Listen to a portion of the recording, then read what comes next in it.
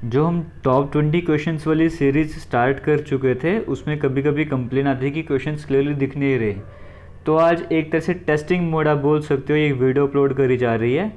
तो अब आज ही 20 क्वेश्चंस आप देख लो, तो फिर आप मुझे कमेंट सेक्शन में बता देना कि जिस फॉर्मेट में आज वीडियो कवर करवा रहा हूँ वो बेटर रहने वाला है या फिर जैसे वाइट बोर्ड में स्क्रीन में क्वेश्चंस आ रहे थे वो बेटर रहने वाला है। तो कमेंट सेक्शन में ज़रूर बताइएगा। फिलहाल आज डे 14 रहने वाला है। आज फिर से टॉप 20 क्वेश्चंस आपके सामने आने वाले हैं।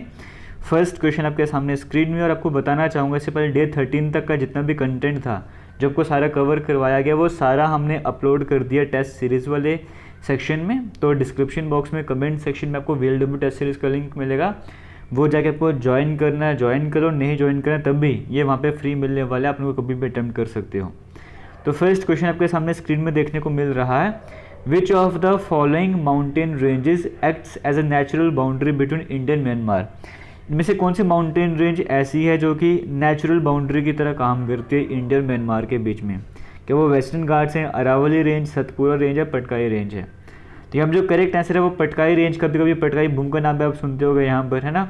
तो ये जो रेंज है पहाड़ियाँ कहाँ तक फैली हुई हैं, एक तो अरुणाचल प्रदेश में है, नॉर्थ ईस्ट की अगर हम बात करेंगे अरुणाचल प्रदेश में आ जाएगा, फिर नागालैंड वाले साइड में भी आता है, और दूसरे एंड में मेन वाले बर्मा कह सकते हो, म्यांमार कह लो, उस साइड में है। तो नेचुरली इनको अलग करने का भी ये काम करते हैं। और ये इनकी क्रिएशन वैसे हुई जैसे हिमालयाज़ की हुई थी। हिमालयाज़ की क्रिएशन कैसे थी ऑलरेडी आपको बताया हुआ है ना, कैसे प्लेट्स गोंडवाना प्लेट से प्लेट ऊपर की तरफ गई थी, वहाँ पे एक तैतीस सागर हुआ करता था। इंस्टाग्राम पर भी वीडियो अपलोड करी है इस पर एनिमेशन के साथ। तो हालांकि यहाँ के अगर आपसे पूछेगा हाईएस्ट पीक कौन से, तो वो सारामती है जो कि नागालैंड वाले साइड है, वो भी आपको पता होना चाहिए। सेकंड क्वेश्चन आज आपके सामने स्क्रीन में आ रहा है, which city is also known as gateway of India due to its strategic location as a major port and transportation hub. कौन सी सिटी से गेटवे ऑफ इंडिया कहा जाता है उसके स्ट्रेटेजिक लोकेशन की वजह से, और वो मेजर पोर्ट और ट्रांसपोर्टेशन हब इस वजह से भी उसे गेटवे। अब देखिए ये क्वेश्चन ऐसा है कि यहाँ पर आपको लग सकता है कि यार कितना मतलब क्वेश्चन थोड़ा घुमा के पूछ लिया। सबसे सिंपल पूछ लिया गेटवे ऑफ इंडिया किसे कहते हैं, बोलोगे मुंबई को कहते हैं, तो वही करेक्ट आंसर हो जाएगा। बस थोड़ा सा लंबा क्वेश्चन बना दो, घुमा के कर दिया क्वेश्चन, तो बाकी है कुछ भी नहीं इस क्वेश्चन में। क्वेश्चन नंबर 3 की बात करेंगे, the renowned Indian poet and philosopher who compose the literary work Gitanjali and was awarded the Nobel prize in literature 1913 was from which city. देखो इंडियन पोइट रह चुके हैं, फिलोसोफर रह चुके हैं, गीतांजलि पे काम कर, गीतांजलि उनका वर्क है, और नोबेल प्राइज से भी सम्मानित किया 1913 में। सारी डिटेल्स बता दी, बस आपको नाम नहीं बताया, कहा बताइए वो कौन सी सिटी को बिलोंग करते थे। तो सिंपल सी बात यहाँ पे किसकी बात करी जा रही है, आप सभी को पता लगी कि रविंद्रनाथ टैगोर जी की बात करी जा रही है। तो कौन सी सिटी को बिलोंग करते थे, कलकत्ता। अब तो कोलकाता ऐसे लिखा जा रहा है, पहले कलकत्ता लिखा जाता था। तो option number A correct answer हो जाएगा। Which river flows through the Pamban bridge, कौन सी नदी ऐसी जो कि पाम्बन ब्रिज से फ्लो करती है, वहाँ से उसको नीचे से निकलती है। एक फेमस रेलवे ब्रिज जो कि रामेश्वरम आइलैंड को मेनलैंड इंडिया यानी कि तमिलनाडु से कनेक्ट करने का काम करती है। तो पाम्बन ब्रिज काफ़ी पुराना ब्रिज था, तो हालांकि दोबारा से डिज़ाइन भी करेगा, दोबारा से काम भी चल रहा था उस पर। तो वो पाम्बन ब्रिज की बात करी जा रही है, ये रामेश्वरम आइलैंड को मेनलैंड से कनेक्ट करने कौन सी नदी भी है इस तरह से कह सकते हो, park state. Option number C correct answer हो जाएगा। और ये इंडिया का पहला सी ब्रिज भी आप इसे कह सकते हो। हालांकि अपने टाइम पे सबसे लंबा भी सी ब्रिज था इंडिया की तरफ से ना, 2010 में दूसरा ओवरटेक कर गया था, लेकिन उससे पहले यही सबसे बड़ा और पहला ब्रिज तो ये था, ऑब्वियस ही बात है। आगे चलते नेक्स्ट क्वेश्चन की बात कर लेते हैं। अमंग द फॉलोइंग स्टेट्स, नीचे कुछ स्टेट्स के नाम दिए गए हैं, which one experience the highest decadal population growth between 2001-2011। 2001 और 2011 के बीच में कहाँ की पॉपुलेशन ग्रोथ सबसे ज़्यादा हुई है, आपसे वो पूछा जा रहा है। बिहार, राजस्थान, उत्तर प्रदेश या फिर मध्य प्रदेश। तो देखिए यहाँ पर वैसे जहाँ की जो डिकेडल पॉपुलेशन ग्रोथ बढ़ी थी, जहाँ पे सबसे ज़्यादा पॉपुलेशन ग्रोथ देखने को मिली है, सबसे ज़्यादा मेघालय में देखने को मिली थी। मेघालय तो ऑप्शन में है ही नहीं है। फिर मेघालय के बाद अरुणाचल प्रदेश था, तो वो भी ऑप्शन में नहीं है। फिर बिहार था, और बिहार हमारा ऑप्शन नंबर ए में था, तो वो करेक्ट आंसर हो जाएगा। फिर बिहार के बाद जम्मू कश्मीर का नाम था, फिर मिजोरम का नाम था। तो ये 4-5 आपको बता दें, एग्जाम में कुछ और भी पूछ लेगा, आप आराम से आंसर कर देना। जो चंद्रयान 3 मिशन रोवर, चंद्रयान 3 पर एक डिटेल वीडियो बनी हुई है। तो चंद्रयान 3 मिशन की बात करेंगे, वहाँ पे जो रोवर भेजा गया उस रोवर का नाम क्या आपको वो बताना है। विक्रम, प्रज्ञान। विक्रम तो लैंडर का नाम है जो विक्रम साराभाई जी के नाम पर है, प्रज्ञान है उसका नाम, तो ये option number B correct answer हो जाएगा। क्वेश्चन नंबर 7 की बात करेंगे, वो गुड्स जो कि प्रोड्यूस करे जाते हैं in order to produce other goods, कि बाकी सामान तैयार करा जाए, ऐसे गुड्स को हम क्या कहते हैं? कैपिटल, फाइनल गुड्स, रिसोर्सेज या फिर इन्वेस्टमेंट। तो ऐसे गुड्स को कैपिटल गुड्स कहा जाता है। और दूसरे एंड पर अगर हम बात करेंगे जैसे मैन मेड हो गए, जो भी प्रोडक्ट्स हो गए जो आगे काम आने वाले दूसरे प्रोडक्ट्स बनाने के लिए, और दूसरे एंड पर जैसे कंज्यूमर गुड्स होते हैं जो कि कंज्यूमर्स यूज़ करते हैं, वो कंज्यूमर गुड्स की कैटेगरी में आ जाएंगे। क्वेश्चन नंबर 8 की बात करेंगे, which of the following sectors emits the largest percentage of greenhouse gases. इनमें से कौन सा सेक्टर ऐसा है जो कि सबसे ज़्यादा ग्रीन हाउस गैसेज जो है वो एमिट करने का काम करता है? सबसे तो ग्रीन हाउस गैसेज कहाँ से निकलती हैं? Transportation, cement industry, construction sector, electricity production.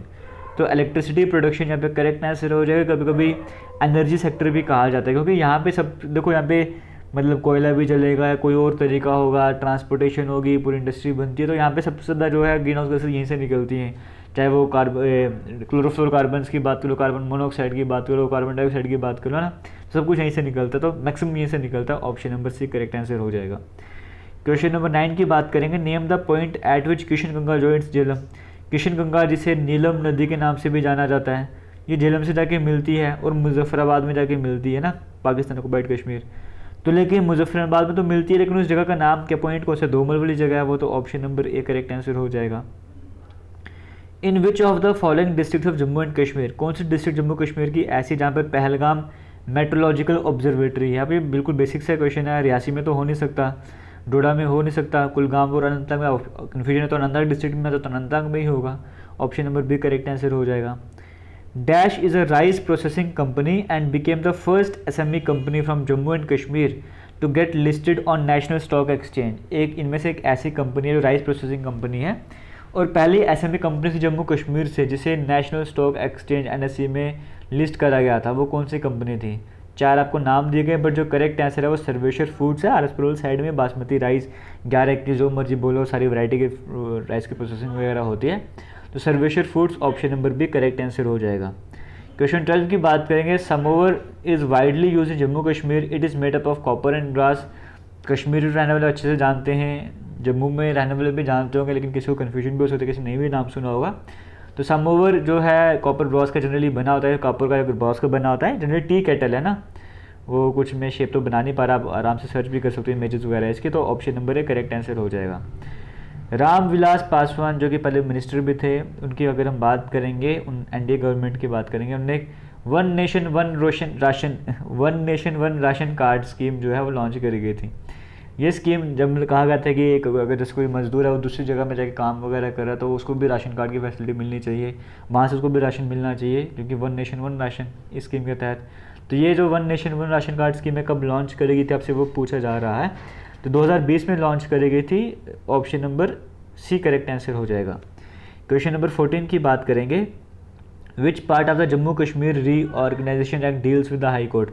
Jammu Kashmir reorganisation act में कई तरह के पार्ट्स देखने को मिलते हैं, बट हाई कोर्ट का जिक्र कौन से पार्ट में करा गया है, इस जिसकी हेडिंग ही हाई कोर्ट एक तरीके से कह सकते हो, वो पार्ट 8 है। तो option number B correct answer हो जाएगा।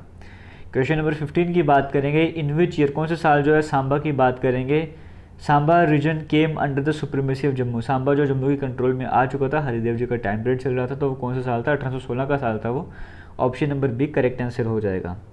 क्वेश्चन नंबर 16 की बात करेंगे, the Indian National Congress had been formed with the knowledge and approval of lord. Indian National Congress की जो फॉर्मेशन हुई थी वो किसके अप्रूवल के बाद? जिस टाइम वायसराय कौन सा? लॉर्ड डफरिन था। तो option number A correct answer हो जाएगा। बड़ा आसान से क्वेश्चन है आज के।